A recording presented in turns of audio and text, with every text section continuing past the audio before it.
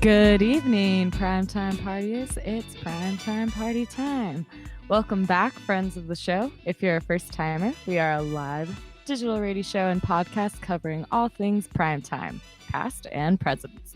That means you'll get the lowdown on media, entertainment, and soon to be skits and virtual performances every Monday at 9 p.m. at ptptshow.com and on your own time, wherever you stream podcasts. I'm Tracy, and this is... Daniel. How are you doing this week, Tracy? Good. Got a nice extra long weekend, courtesy of MLK Day. So, yeah, I think, I don't know about you, but I definitely have like a slowdown period in the beginning of the year where I feel like I'm just like not as, I don't want to say not as productive because I still am, but I kind of take a break from brainstorming a lot of stuff. Okay. And then I feel like it then starts to pick up the second half of the month. I don't know why, but not ready to let the holidays go, maybe? Not quite ready to get into the swing of things. Procrastinating, fully accepting reality a little bit. And also, I think I follow a few like blogger and like creatives type people who like were like saying the same thing of like, I take a pause month in January. And I don't know if maybe just like osmosis of Instagram fell in and it was like, I too will take a creative break in January. I say this while doing right. So how on par am I with that? Not sure. But yeah, I think it's been a pretty good week. How about yourself? It has been a good week. Computer's running a little hot, so a little freaked out, but otherwise really, got nothing to complain about this end right now. Yeah. Now we will ride the technical tide, and whatever happens, we'll make it work. But yeah, we are also going to introduce a new segment of Beer of the Week, where we try either a local or, in this case, just more of a rare find, and not too rare. What is this? I had 3 Bevmo employees across 2 stores help me out with this today. What do you got? So this is the Hitachino Yuzu Lager. It's a light beer similar to, I know like lager means the hops like sink and IPA is like they're towards the top. So that it's more of like a Hefeweizen, if you're familiar with beer terms, like a lightish beer, or like a Sapporo. It's like a similar feel, but it has the citrus notes in there. Smelling citrus. Oh yeah. And you cannot see this because we don't video this podcast, but Daniel has like a really nice aesthetic, like olive, not olive, it's like a oval. Oh, it's a Latitude 33. I poured mine into a Latitude 33 mug that I won off a trivia night. I'm just flexing right now, but I'm really proud of this thing. So drinking out of that tonight. That is fantastic. Yeah, and a notable thing about this brewery, and some people might have had this beer without knowing it. I had it for the first time in Detroit at a Japanese restaurant and have been drinking it ever since. And I found places when I went to Japan last year, like right before COVID fell down, I drank it there as well, draft, which was lovely because, only be getting cans on this side of the ocean.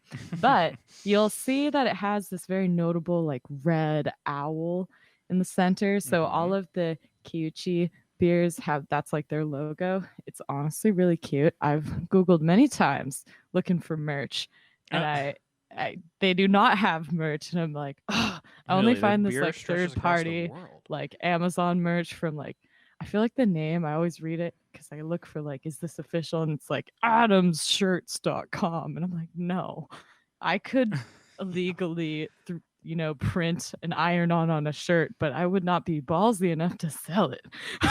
Good on you. It's like everyone could do that, but like I want to support the actual brewery.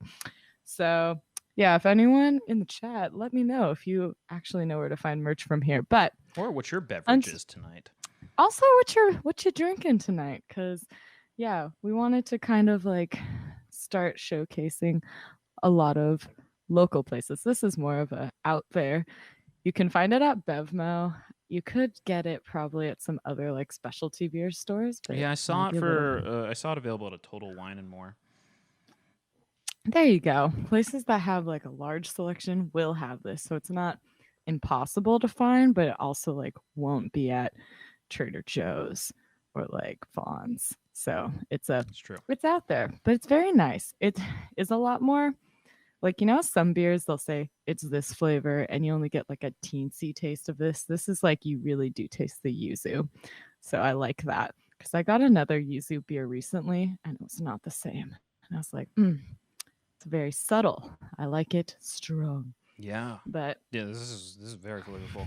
Plentiful use of yeah, Japanese yuzu very gives nice. this beer a delicate yet deep citrus flavor. Enjoy the refreshing acidity from yuzu and the crispness of a lager. I want you to say that, but in the Moira Rose way, which you still haven't watched Schitt's Creek, but she does these like wine commercials, and she's like a huge diva about it.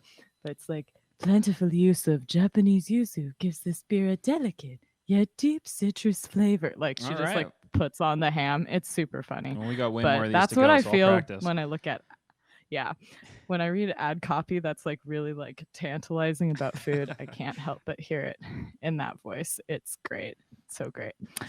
I know. I won't.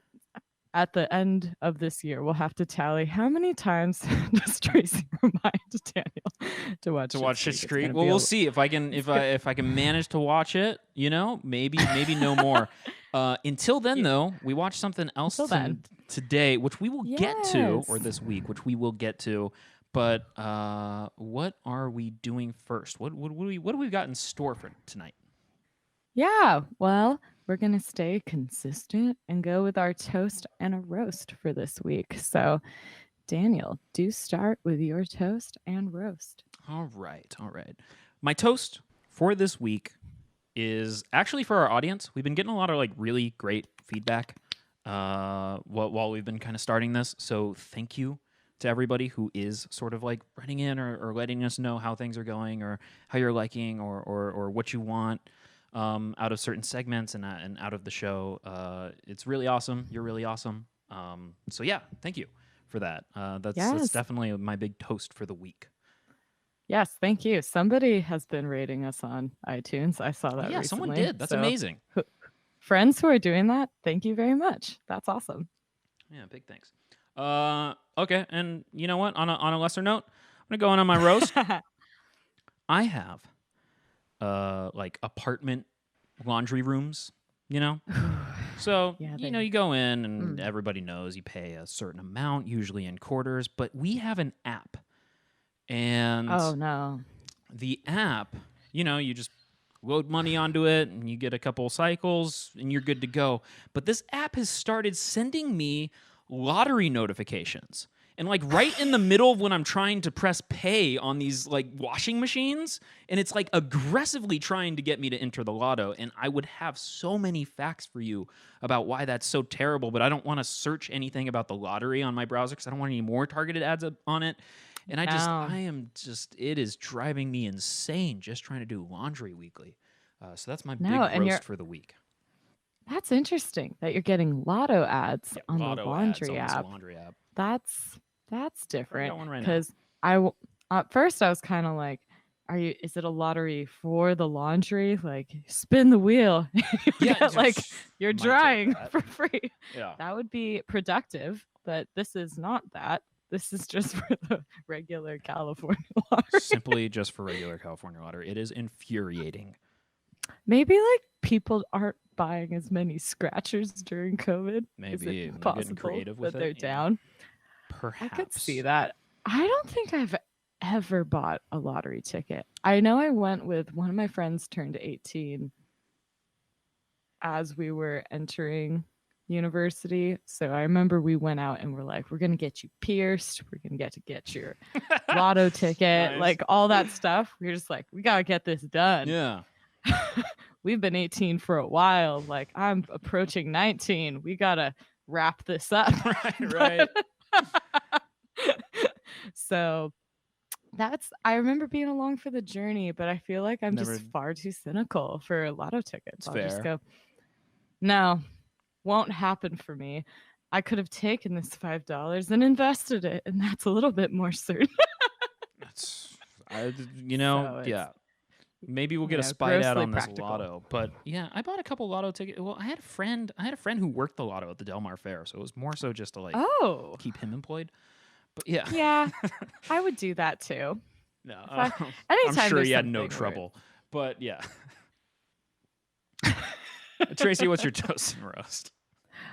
my toast is that a more, let's see, close to the show toast is that we got the audio to work in my headphones. It's So true. Yeah, we got a big. prior to now, I could not hear the theme song, and so I just riff it. So that might also be why sometimes I was coming in early, sometimes late.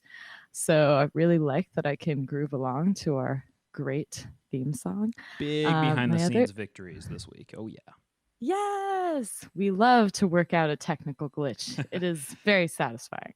My other toast is that I was a little too confident in my Japanese language skills. And on Black Friday, I ordered shirts for my brother, one for like myself, and I think one for my mom from Tower Records Japan because I really love them and I wanted to support them.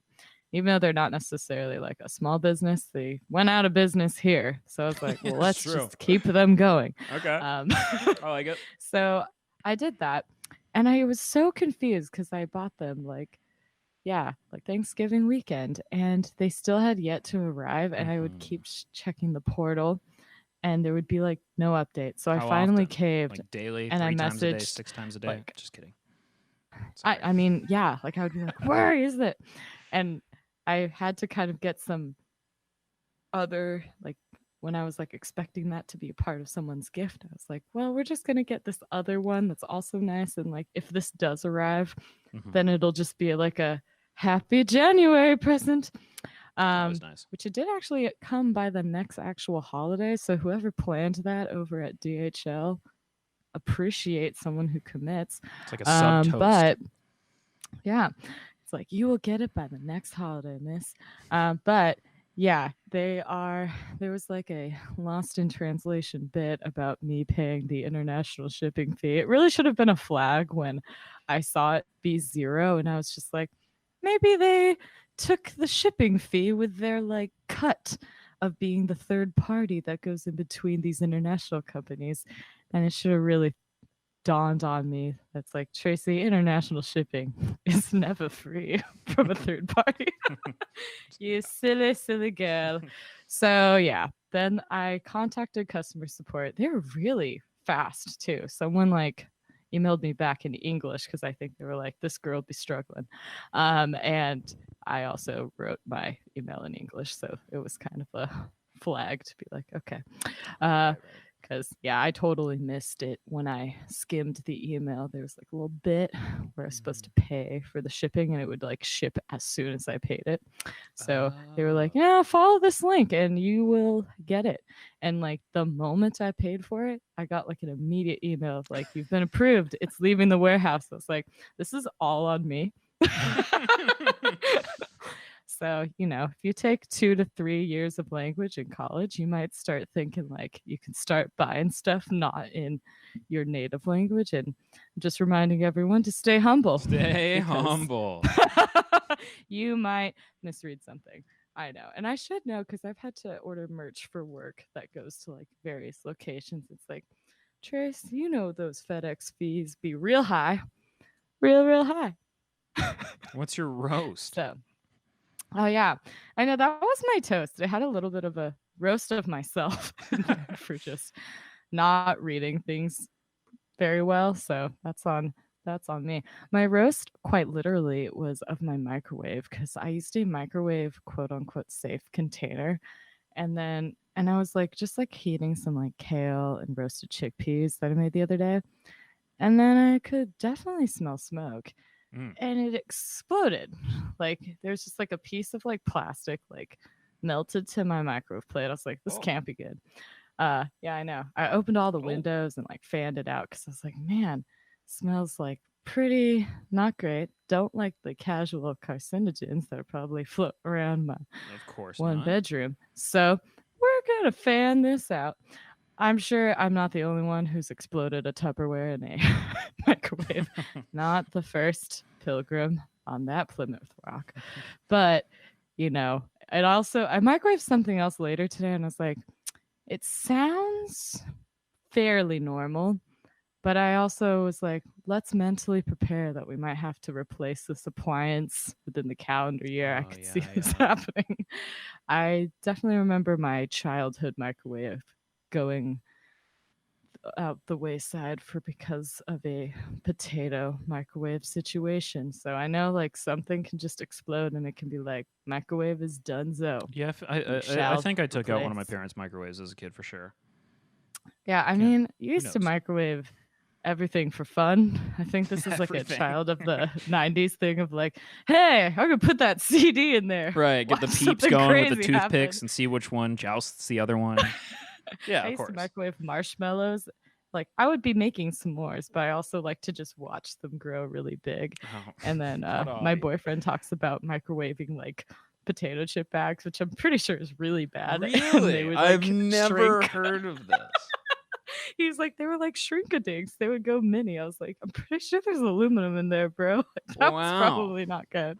Yeah, But he's doing well. you know what? Everyone worked out fine. So apparently it definitely did not explode like this container. But I do wonder because I buy all those like Costco like takeout containers, but then anytime I get takeout and I get those, I keep them. So it's hard to Okay, keep yeah, yeah. track. So I'm like, Right. maybe one of these is rogue and not microwavable, but the lid is. Ugh. So Mm. yeah, PSA to everyone, just like put it in a bowl. Don't risk it. I was trying to save dishes for, laziness reasons, but having to wash your microwave is like more work than washing a bowl. So that's my roast of my microwave. And then also, I know I have a couple roasts. My second roast is like, yeah, if anyone in the chat is a runner, love to get your thoughts on this. Or you can also leave a voicemail on our voicemail function. Nice, subtle little That's true. I want to see push if to that that. works. Yeah. But I was running, and during these times, you want to like keep your distance and not pass people up like super close. So there's like this unspoken rule of like people walking on the sidewalk and their dogs get like the full sidewalk. And if you're running, you kind of go into this sliver of the bike lane. And it is slightly problematic because there also are cyclists of all abilities in the bike laning, meaning, like children, like how we all were, who kind of go weaving around, not sticking to one side. And then we have the people in the all spandex gear who are like very, diligent and stick to one area so you can predict where you're going. But yeah, I was there and I had to kind of space myself out more because someone was getting close to me. And so this cyclist had to kind of like go more towards the edge. They gave me this weird like hand gesture that was just like pointing to the ground, but it's very aggressive. Like you like kind of like you should stay there, talking to like the most inner part of the curb. And I was kind of like, I mean, on one hand, this is the bike lane, so fair enough. You do somewhat have, right away here. But also, I don't know. I'm like, I also feel like the COVID rules supersede the bike lane. So it's like if I need to just like edge out for a sec, you can just like go with the godly flow and go a little bit more to the left. So that was more just like, I don't know. It's a like in other countries, there's very fixed ways of when you're walking to the destination or away, you always stick to like the left or the right. Yeah. And here we are land of the free, but also the chaos. So like everyone is just like, oh, this person's running in this direction and they're on the left for one reason and the right for the other reason. You're just kind of like, have to make it work. You just kind of have If to you duke thought it out about on it like too Twitter. much, it's a metaphor for how we are. Yeah. Yeah, next door, Craigslist afterwards. Figure out who's right. I know, right? I could, if I went on next door, they'd probably be like, this like Yahoo and tie-dye. It's just like head in the clouds, running in the bike lane. I was like, yeah, I could foresee this happening. Yeah. And then later, she's like talking all night on a radio show. No, Yeah, that's right. Yeah, yeah. they follow my path No so community well. forum. But yeah, so that was like my small roast of like. I feel like I have so many less of those run-ins without commuting, because when I commuted, it was like I could do a whole episode on things I saw on the train. But I think the worst one was when I saw someone like giving themselves a pedicure on the train, like clipping their toenails with like their foot on the table. I was so close to taking a picture and like shaming them and being like tagging the coaster and be like, not okay. No cuticle treatments on the coaster. And if you do, then you need to reinstate drinking so I can feel better. I like that. Compromises. Compromises. I know. Give me something out of this horrible situation. But yeah. And then using nail polish when there's not a ton of ventilation is also kind of rude. So yeah, there are many things. So they use nail polish. Wow, that's yeah. That's it's worth a lot. A roast. That is worth a roast. I definitely shifted cars because I was like, no, I don't want to see what happens next. If it's like the plucking begins or the flossing, like all things that should just not be done. Like at least do it in the bathroom. Yeah, you know, there's I could rationalize that. Not on the train car. Not on the train car. Yeah, not at your seat. So that's that. Well, sweet. That is our week. And now we're looking upon a short week this week. So that is nice. Very excited. But yeah. When we get back, another Ghosts of Prime Times Past.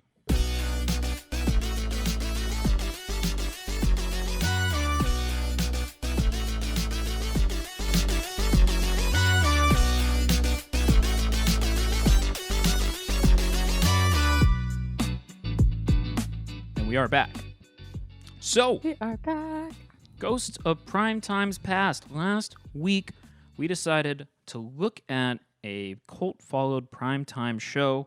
It meant a lot to us. That meant a lot to the greater TV landscape. We're going to do that again with the runner-up of last week, pretty much. Tracy, this show, I was not very privy to. I didn't even know what it was about before this week. So I'm brand new. My opinions and my observations of it were both formed this week. But the show is a bit different for you and maybe somewhat different for anyone else here tonight. Please introduce us to Veronica Mars. Yeah, Veronica Mars. I started watching this show when it was airing. It's on the WB or UPN. Yeah. I think it started UPN. Yeah. It was during that era though of the OC, because they actually both have the same theme song for a little bit. Do they really? Yeah, and I got into a heated debate about this before, but I think the OC had it first. It's like the We Used to Be Friends by the Dandy Warhols. Yeah. So, but they fit both of the shows really well, so it's fair enough. But yeah, I started watching this. I feel like if you were someone in middle school or high school that was very sarcastic and somewhat outcasty, but at the same time still sometimes fed into mainstream circles, you could connect a lot with this show because it's a detective drama. A lot of what you'll read about this is that it's supposed to be a modern film noir type take on the genre, and at the same time supposed to be a high concept high school show. So you'll see both of those things kind of run into each other when you watch this show. It's created by Rob Thomas, which you might be familiar with Party Down, or I think he did iZombie as well. That's on the CW. It aired September 22nd, 2004 on UPN until May 22nd, 2007 on the CW. And then it was revived on July 19th, 2019 on Hulu for its 4th season. And they also had a movie in between that was crowdfunded. So that was a think between that movie and the Zach Braff movie, those were like the big ones that were like Right. Yeah. crowdfunding this movie during this era. And it both was like very popular amongst a certain crowd because it had that Comic Con following, but it was unpopular enough that when the movie came out, I went by myself because I did not know anyone else who wanted to go. I just remember being in Irvine and going to like a and E. Is that the no? AMC. What is the AMC? Yeah, I was like, I really blanked. Haven't been to a theater in so long. Yeah, it's been a while. Yeah, I went to one of those like during a daytime showing by myself, which was actually really nice. I used to do that a lot when I reviewed movies for newspapers. It was nice to just kind of like, especially if you wanted to pay a lot of attention. You're like, I'm not bringing friends, bring my own snacks. I'm sitting here. So yeah, it's a very funny show. It still has a lot of dark, heavy material, but they are able to kind of deliver it to you in a lighter way. I mean, over time, you'll look at certain seasons and be like, wow, there were a lot of like murders or kidnappings and other things that happen, but you don't feel the same way you feel like. I don't feel like I have to take a break when I watch this show. And when I watch other shows that are very like heavy dramas, I'll like watch a few episodes and then be like, I gotta watch some comedy now. Is that something too much tonally that is that something tonally that just becomes like an inherent necessity when working with like teen dramas though? Because watching this, it was insane. They do every major dark storyline in the book and then some. Yeah. And like if it's like something awful that can happen at a school, it happens in this show. But it is interesting. It's like there are the whole high concept, high stakes, high school environment doesn't seem necessarily exclusive to this show, but it's interesting. It's interesting how that can be digestible in a way, you know, or just like in its TV format. But yeah, Veronica Mars does do that very, very well. Yeah, there's not too many. I mean, there are some like I think, we'll get into shows to compare it to after we go through the episodes, but there are definitely some like crime fighting teen shows that share the same thing of being like campy and referential because like they do a lot of like references to different films and movies that you're also kind of like a specific audience will get all of these. And even as a lover of the show, I think the more I watch it, I'll be like, I caught this in the same way that not as on the nose as other shows like 30 Rock, where it's like you're getting hit with so many like wonderful one-liners that it's only natural you won't catch all of them the first go around. But these are a little bit more like they do a lot of like little like Easter eggs. And I think we can see that with a lot of the cast in this. This show is one of, I'd say, the most notable to have people who have really small parts or guest appearances that are now like extremely big actors now. Yeah, I noticed that. That is a fun part about watching it now and seeing how, people had a one episode kind of star and then now they are like in a Marvel movie. And you're kind of like, that's very cool. The episodes we're covering to get like a good feeling about this whole show are the pilot, because you kind of have to understand all the different things that are going on up in there. It definitely starts similar to Twin Peaks, but I think the one thing this pilot does that is they don't have as much time. So, but it is introducing like this girl was murdered. Here's the context of how she was like within the main characters and the town, as well as other kind of hardships that happened in like domino effect from that. And then we're also going to watch another episode from the first season that I think is very fun. It definitely shows off the comedic aspects of this show and kind of the small stakes cases, because there's like these overarching themes of like who did it for like murders and crimes. But then they also have like each episode, there's a small stakes crime that she's solving with the friends. And then The second season episode I picked was the final episode.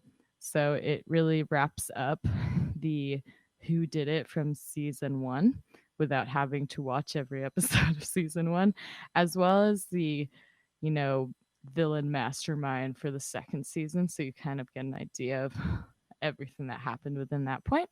And then the one we picked that was a bit more controversial is the series ish finale, because there's a lot of murmurs that there could potentially be more, either episodes or movies. But the season 4 finale, because it's more to just show.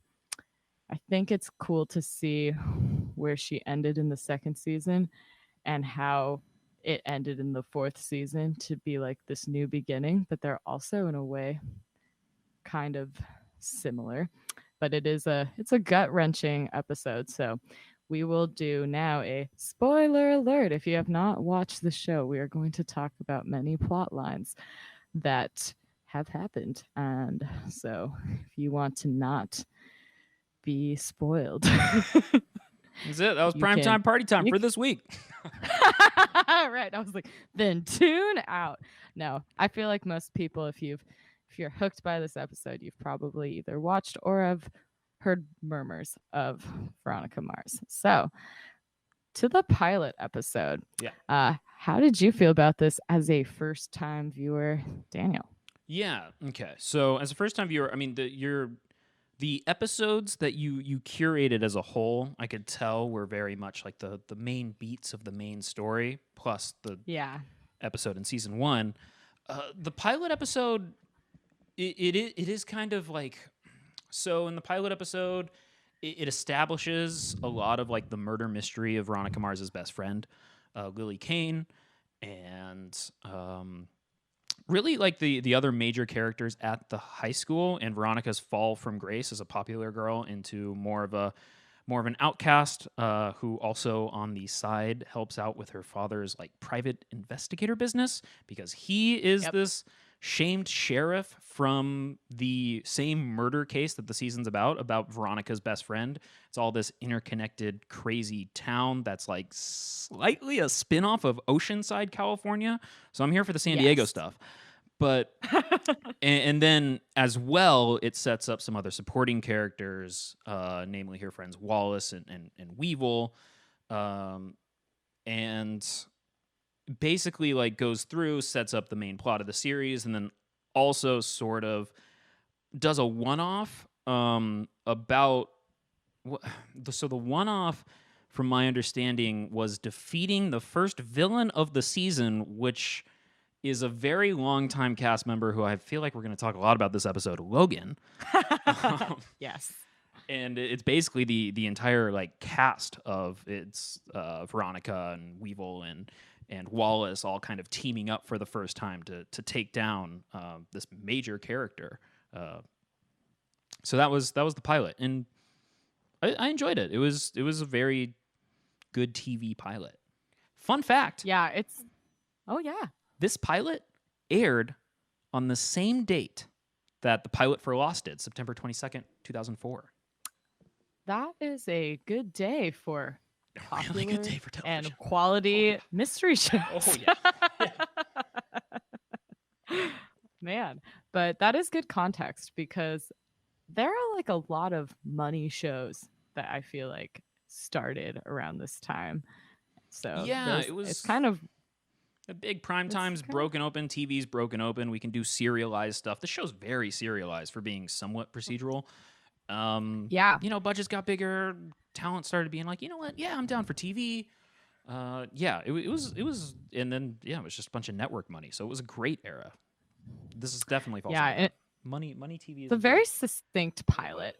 It really sets up everything you need to know as you move into this show. And I think you can hop between episodes to a point, but it's also difficult because you would then, if you do that, you miss the building blocks to getting to who the killer is, but also all these other subplots that are constantly floating around, but they all eventually contribute to the larger plot because there's all these twists and turns, and I think it is the Oceanside spin-off aspect is fun because it's the huge thing that they set up in the pilot is there are the haves and the have-nots, and it's like the wealthy community versus kind of the working class community, and then they have the like kind of spoiled kids, and then they have the kids that are like, have part-time jobs, and also the kids that are in this like biker gang and how they all kind of like you are sympathetic to all of them in a way because they will show you as the show goes on like some really kind of dark underbelly of each area. So you do see like, the rich kid that has like the abusive dad, but then you also see like the kid in the gang that's like taking care of his whole family. And then you have like Veronica, who's kind of like in the middle where she can float between these worlds. And it's something that a lot of the characters will comment on a lot. Like, well, you can just, snap and be right back in with the in crowd when you want to be kind of thing, but she also has been scorned by them Yeah, one of my and favorite sees them for what dynamics they are. of the show is how detrimental to her power as a character it is that she is sort of not within a tribe, and then how Yeah. also it's a strength of hers to be able to kind of float around and come in and out of whatever scene she needs to. Yeah, she has a lot of friends in high and low places, and they help her solve her crimes. She always kind of has a person to go to get her information. So she's very persuasive and charming, despite kind of being also the brooding type. So it's not this complete, like, I don't know, outcast character in a way, because at the same time, she's able to navigate all these different people and know how to kind of get the most out of each social situation when she needs to solve a case. So, yeah. And then the episode that I picked from the first season that is kind of shows the lightheartedness and the more high school fun episode is this one called Like a Virgin. It's season 1, episode 8. And it's also interesting too because of the time period. It's kind of as social media is coming to a rise.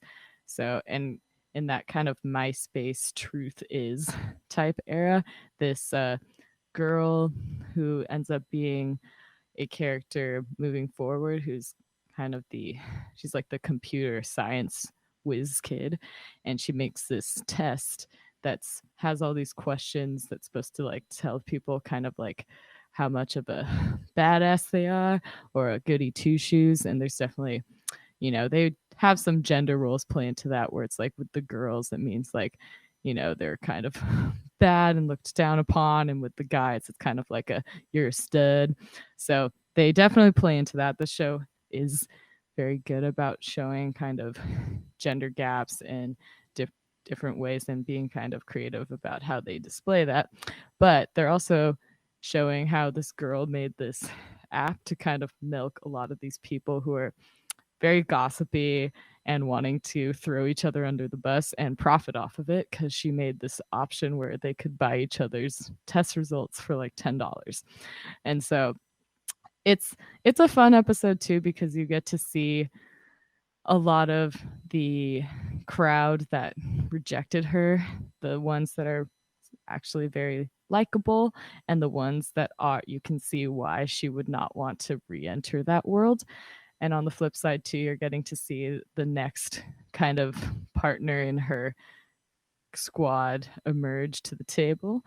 And yeah, many people who like to compare this show with Buffy would say that the character Mac is like the Willow type. Oh, that's the So episode that Mac comes. Okay, okay. I noticed that she yeah. was pretty major in season 2, so that's like when she really Yes. actually joins. Okay, that's fun. That's Yeah, fun. she kind of like dips in and out of episodes in the first season to, oh, I can hack into that system. Oh, I can get you on this like server. Right, she's very So savvy. Yeah.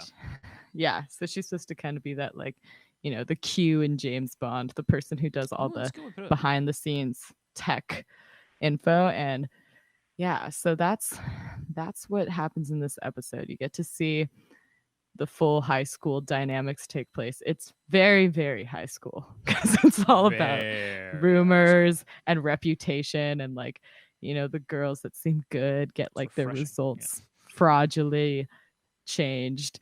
And then there's like, oh, now they're they're real on the bad side of the tracks. Ooh. But then, when she kind of makes the rights and the wrongs. But I think a big part about this episode is they talk about uh she says, like, you got to get tough and you got to get even. And then the girl in the end was like, getting tough is good advice, but I don't think you always have to get even, which is something you'll see as the show progresses. Because in the beginning, she's very much you take me down, I take you down worse, which is something I can relate to. But as she kind of becomes more mature, I think she knows when to kind of be like, I could just share all this information, but maybe I let this one go because it's something that one of my, friends would be hurt by, or it's going to be, cause more damage than it's worth, even though it's this person pretty much deserves it. So I think tie from last week's episode to this week's, besides some fun, guest stars, is that there's like that morality. It plays a key role in this show as well. It's like the do-goods and the nots, and who deserves justice and who kind of gets second chances.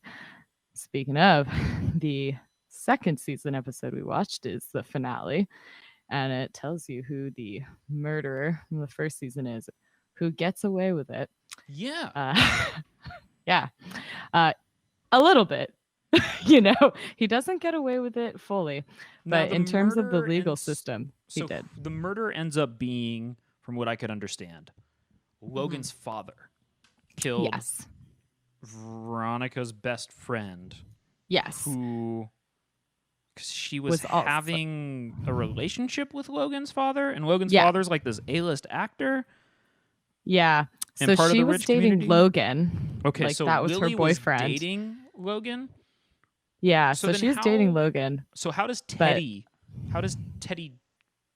fit in to the show? So there's a Teddy, right? The dad's name is Aaron. Dad's name is Aaron. Yeah. So she ends up kind of having a fling with the dad over time. Okay. And that pretty much happened, I think, just because she was at the house all the time. She did also have a fling with Weevil as well. So she was not the most like committed girlfriend, but he kind of knew that. So that wasn't a big surprise. The only surprise was that like his dad was in the picture, because that's just all kinds of wrong. But the reason she got murdered was because there were these tapes, because he was like pervy and recorded, himself hooking up with people in this room. And eventually she looked up and saw like the little camera lens, and she took the cassette tapes and was gonna send them to like the Hollywood, kind of their version of like TMZ. And she was kind of like joking about it. Like, I think she more just thought like, oh, I'll kind of blackmail him with this, it'll be fun. Like, they show this character, who's played by Amanda Seyfried, which is fun, as like a very kind of like push the envelope, poke the bear type of character. So she's kind of like, oh yeah, I'm totally gonna send this to the tabloids, suck it, kind of thing. And in the flashbacks, she tells them like, oh, I got a big secret, a good one, and this is what it is. And then it ends up being that, when she's joking around about sending videos and being like, oh yeah, you can watch it, on air with everyone else, he like smashes her head with an ashtray. So the problem is, though, is that during season 2, which is an episode that was, I don't think they disclosed this in the episode I had you watch, Logan is able to get the tapes, and he destroys them, mostly because he was like, I don't want to have videos of my dead ex-girlfriend and my dad hooking up going on all places of the internet. Right. Even though that was like the thing that if they had it, his dad would have been convicted. Okay. So, and when he's getting the tapes, he's doing so with Veronica, and then they start dating because they're getting close to the killer of Lily. Yeah, that happens. He has Veronica Logan's look into a right? few. That's his redemption. Yeah, okay. Yeah, because he starts out very mean to her in a lot of it, Yes, he's very mean in the pilot. He is a straight up villain in the pilot. Oh yeah. When you step back, you realize like all these people are grieving, and so they're not. That makes sense. Like, so they're going after each other because it's easier than processing, Right. a unsolved murder that, they have this like random person come into the picture that is the cover up murderer. And it's, so, and then because of her dad being the sheriff and not siding and thinking like, oh, I think this was done in the family, because of that, all of the friends turn against her because they're like, you're not supporting us and kind of like our team. So, yeah. And eventually, Logan needs help getting out of some snags and, has her looking into different parts with his family because they're all kind of sketchy in different ways. So then they get close, and that's how they end up being a couple for a bit. And then she dates Duncan, and then she goes back to dating Logan. And then there's some other people in the mix. But those are the large love interests. Yeah. So, yeah, the end of the second season is a lot because the main plot points are this like bus crash, and there's like a bomb on the bus, and it also there's like this whole other plot line of the reason it was happening was because there was like a baseball coach who was molesting the children, and they wanted to come forward, and the other kid did not want that to be public knowledge, so he ends up, and he's always kind of the kid that's getting picked on, and he ends up becoming this like serial killer / terrorist. Gotta love those teen dramas. And I know that's like the second season is way heavier, even though the first one is like a murder. You kind of, you're like, okay, affairs were happening. That kind of has happened on a lot of shows, but like the little teen terrorist, I think, is one where you're like, like this does happen, but it's not often, and it's very horrible. So that's how that one's comes up. How did you feel about it? It's still I wouldn't say it's difficult to watch because it's really good, but it is a gutting episode for sure. Yeah. I appreciate that you had me watch. I thought it was crafty how you had me watch the resolution of the first season's mystery at the end of the second season, and how that was kind of running parallel to the second season ending as well. The totally different mystery. Something that was interesting is Aaron, as far as I could tell, wasn't either a major character or a character at all in the pilot episode. So Logan's family, Duncan's family was very much like the Canes, right? The Canes were very much a factor in the pilot episode, but Logan's family was not. So I wasn't able to kind of like see the seeds of the mystery from the pilot episode, but it was good courtroom drama. Actually, the courtroom stuff was sufficiently dramatic and frustrating. And, it was also interesting seeing because at that point they are high school seniors, and they're pretty much like one step out of high school. So that was interesting to see too. Kind of like see the end of high school, see them kind of like going their ways, and seeing something interesting with Veronica's character is that she seemed to want to get out of Neptune, this oceanside like city. She wanted to go to Harvard. She wanted to forget about everybody from high school. She had these bigger dreams, but as we kind of see with the movie and the season 4 finale that you also curated, that doesn't quite happen yet. So let's, I guess, get into the finale of the show, which happened several years after the show. So basically, they crowdfunded the movie. Hulu picked up a fourth season. They put 8 episodes out, all on some day in July in 2019, I want to say. Yeah, July 19th, 2019. And the main plot is separate of the first 2 to 3 seasons, but it still continues to star Veronica Mars, her father, who they work the cases together, and Logan seem to be the 3 core characters. They're just in their 30s now. So, what is this finale as a viewer? What happens, and what are your thoughts? Yeah, the first time I watched the final episode of the 4th season, I definitely cried. And when did you start watching the series? Like, Like after it the went off whole show. air, somewhere in season 2, I somewhere in watched it season on 1. the air. You watched it Yeah. on the air. Okay. Yeah. So you're a So longtime fan. I Okay. followed it from channel to channel to channel. Right. Of which there were a few. And so But yeah, the loyal finale, followers. So the which finale kind of. Oh, sorry. no, sorry. So the finale deals with kind of the end of the series, which is, it's interesting because they tie up the mystery of the season, which is unrelated to the bigger show. It's like a Patton Oswalt bomb threat, which is fun because obviously he's charming in a way where you wouldn't expect him to be this big bad of a season. So the whole point of the finale is that he actually is the big bad of the season. He's the mastermind, despite all the doubt that the show's given you up to that point, is what I could understand. That's fun. Yeah.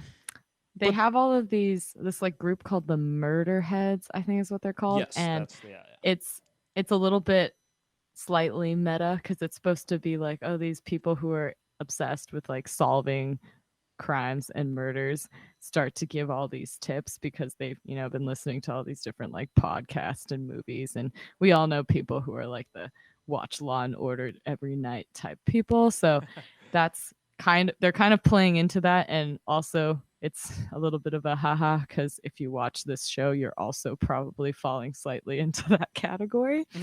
So it's almost like audience participation in a way, but in a nudge, and also, really great comedians playing that role. But yeah, she's trying to crack all these riddles that this guy has given her for the last crime. And then you see the last one is that there's a final bomb left in her car and it kills Logan. And I think the first time you see that, you are just like, I have watched this show for so long to wait for them to get to this point of like, they're finally on the same page. They've all like done their therapy, worked through all of their various traumatic, literally, there are therapy events in their show. life. Like you look back and go like, this is a lot for all of you to deal with from 17 to 30. Like you doing okay? Yeah, everybody in this town dies. This high school, like is there like a wall memorial outside this place? It is insane. It is a lot. There are a 2% graduation people rate. to basically mourn. A lot of people in jail. There's the people who are getting out, or the people putting everyone else in jail. So yeah, it's crazy. It's a wild town. And wild stories. Yeah, very wild. You would see why they would want to perhaps leave this area and not come back, because similar to getting into like comparing it with the Angel and Buffyverse, like it's very much like the Cordelia character wanting to leave the Hellmouth, only to go to LA, where she also deals with way more supernatural stuff. And the fun facts is that Charisma Carpenter and Allison Hannigan play some small but also important characters on this show. In the I think Allison Hannigan's character is in the 2nd season more so, and then Charisma's is in the second. They're both in the 2nd season, I saw actually. her so that's kind of previously fun. That's on fun. segments. Yeah. Yeah. Okay. And then I also saw that there's like a short Joss Whedon cameo. So there is a tie there. And a lot of people compare it being like the main difference between Buffy and the show is that this one is not supernatural, but otherwise they're both very set up similarly to be like the crime fighting high school team. It's just that these crimes are all things that actually happen. They're like very normal. It's not normal how often they happen, because you're like, this is a lot of crimes that they have every day. I mean, there are lighter ones, like the person who's stealing people's dogs and selling them for money, which in a way though, you're like, oh, it's still a dark episode, because they're like, if you don't pay the money, they were like putting down the dogs. This person is evil, very evil.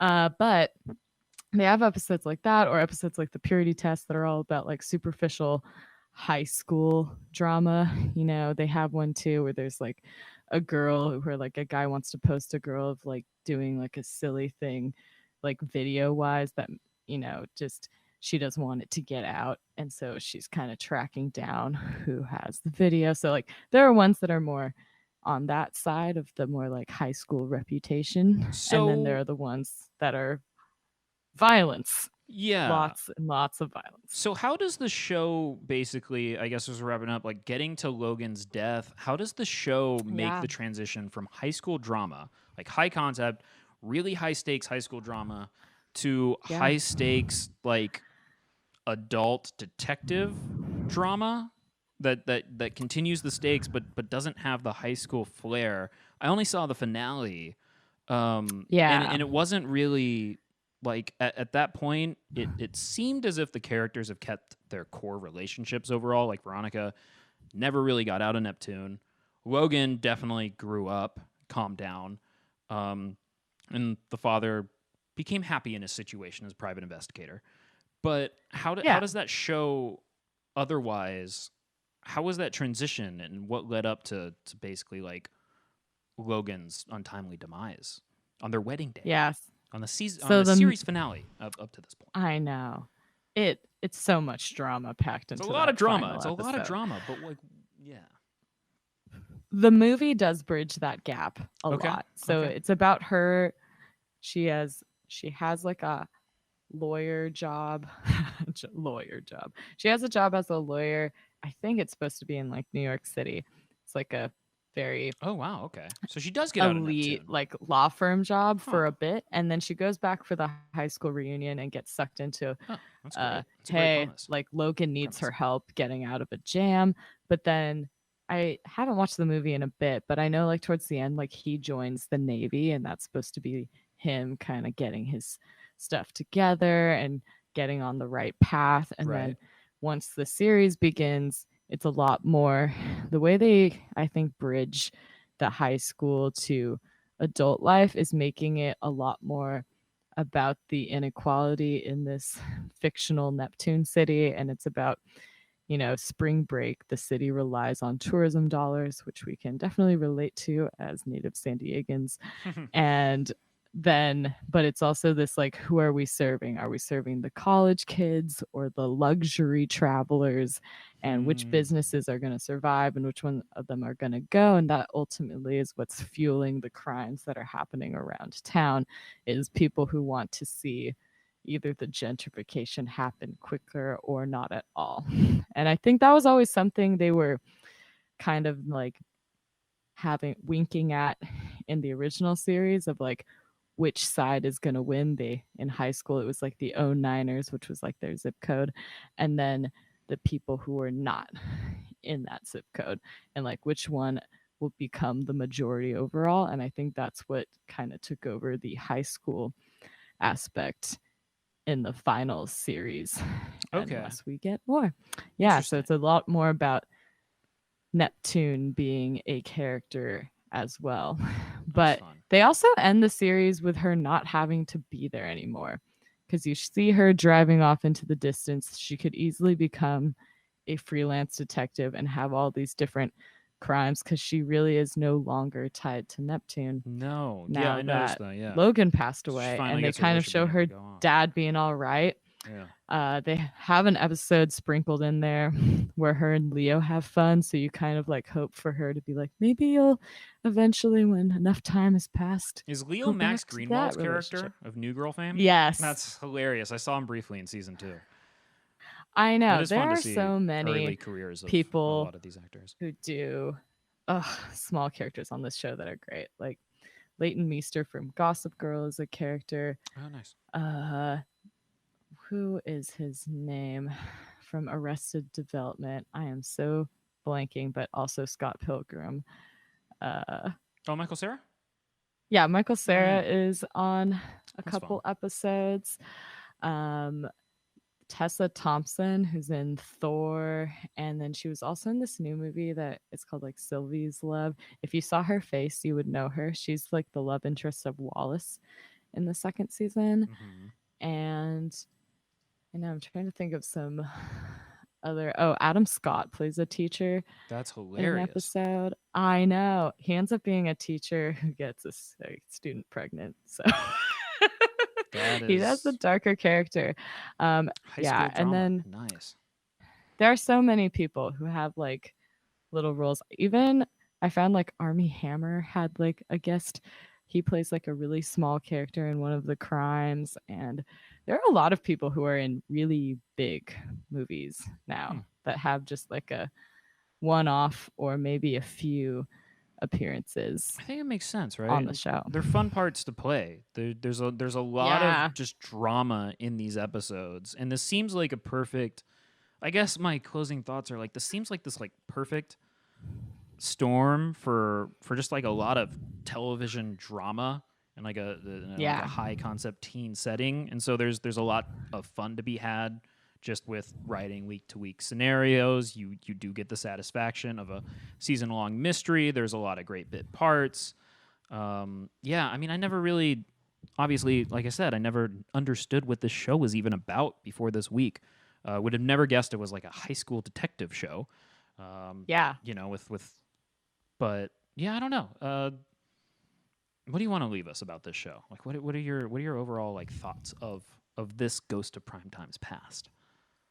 My overall thoughts is this is one of my favorite, and it still is one of my favorite shows to go back to because you do get a little bit of everything. You get the comedy, you get the really intense plot lines. You also get this kind of modern meets nostalgia because it does go back to the writers really into the like film noir detective show, but then it's also doing the high concept high school bits. So you just get this really nice balance of light and dark in almost every episode. I think that's what makes it really unique to me. I love a lot of these crime shows, and it is, they do list like Twin Peaks as an influence. And you do see that with, except for that, it does have this kind of more pop aspect to it. I think it's also fun being someone who followed Kristen Bell as Hmm. Veronica Mars and knowing her only as that, and then seeing her now and being Mm-hmm. like, wow, you are like a major star. And she sings a little bit on this show, but not nearly as much. Is And there a you're like, musical episode? not a full musical episode, which really Ah, does seem like an opportunity missed. Like I'm if there sure was a BMAC wish is list of disappointed. something they did, that would have been great. There's just like times where she does like karaoke or something where you're like, this girl can sing. Like this Okay, is a very okay. short period, but she's quite good. And then later you're like, oh yeah, never mind. I am the fool. You are a Broadway trained singer. Right. But yeah, it's, yeah, My you little get a cousins little are bit of still singing her everything with songs. this show. Yeah, yeah, It's you do. that's You the do. best I can say about Veronica Mars is you'll catch something new, you'll find another way to relate to the episodes, and I think it is also fun seeing the little pops of budding actors in the early 2000s become really big things now. And whoever did casting was just like crushing it because like it's kind of like every extra is like I know that person. I know that person. It's So true. it's pretty cool from just like an outside point of view, but also the writing is really really good. There's it's yeah, it's each plot is great. I think I love the first two seasons. I like the third season, but I think every show that transferred to the CW like kind of had to relearn its ropes a little bit, even Yeah, though okay. it's still a good adaptation, and they are able to continue to college without jumping the shark. So it's good. But I think the first two are really the ones that I feel like a very special place in my heart belongs to those two. So we'll see what happens next if we do get more Veronica Mars in the future because they always end the show and then there's been something next. So I think that's why they also have a lot of loyal followers because they're like, what's next? We got Hmm. a movie, then we got a fourth season. Like, what do Maybe a we have to fifth. look forward to in the future? So we'll See. see. But yeah, that's why I would vote to have Veronica Mars on your personal primetime. Lives ruined. and bloodshed, as they say. That's it. With glitter. That's it for Veronica Mars on Primetime Party Time, and that's it for this week's Primetime Party Time. Thank you for joining us. Find us on Apple, Spotify, YouTube, Google Podcasts, wherever you get your podcasts. If you can't find us, hit us up at ptptshow.com, and we'll get there. And hit us up if you just want to chat. We'll be here too. This show couldn't have been made without the following amazing people. Our artwork is by Fen. Find her at Fen Latte on Instagram. Our theme song playing in the background is Jay Wright. Find him on jwrightmusic.com. Look out for an appearance on the show. Our website done by our good friend Coco. We're your hosts, Tracy and Daniel. And listen live next Monday at 9 p.m. here on ptptshow.com for another Primetime Party Time. We will be getting, hopefully next week, we're promising some performance. So we're going to get performative.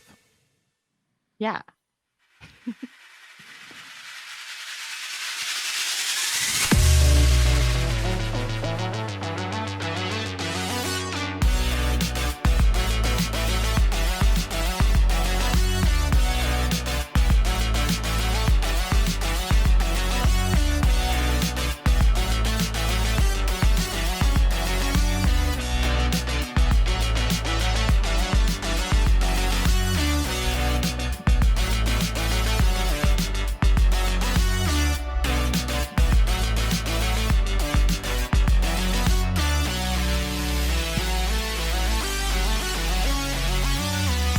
I had to stop listening to that theme song just like during the week so it wouldn't get oversaturated for me.